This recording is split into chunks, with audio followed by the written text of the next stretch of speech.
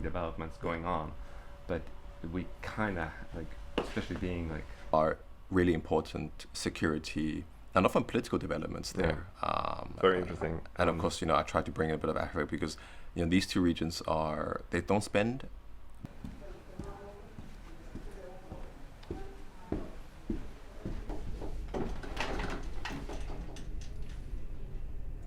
We saw large increases in Europe, in Middle East and Africa. Of course, Europe, it makes sense. The war in Ukraine impacting spending in Ukraine, Russia, but also a host of Central and Western European countries which have continued to sustain their announced increases from 2022 to 2023, and we predict that this will continue going forward.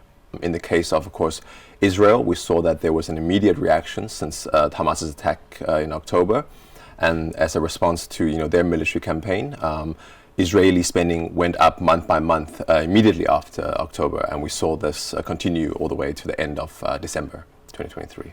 In Asia and Oceania, the region has really much been driven by ongoing geopolitical tensions. Some often talk about worsening tensions between China, Taiwan, China and Japan. Of course, the role that the US has played, and also territorial waters, the ongoing conflict between Pakistan and India, and often some rivalries between China and India.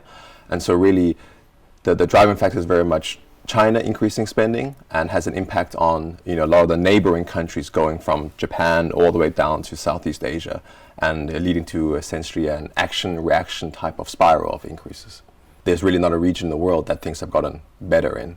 And I think if you look at the context of what's happening in the Middle East, in Europe, Asia, we talked about the worsening tensions. There are multiple conflicts going on in Africa.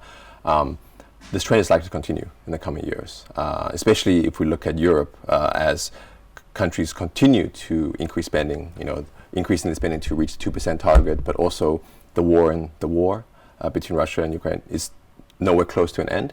So these countries will also increase spending more. And so there's the expectation that this increasing trend will continue for at least a few years to come.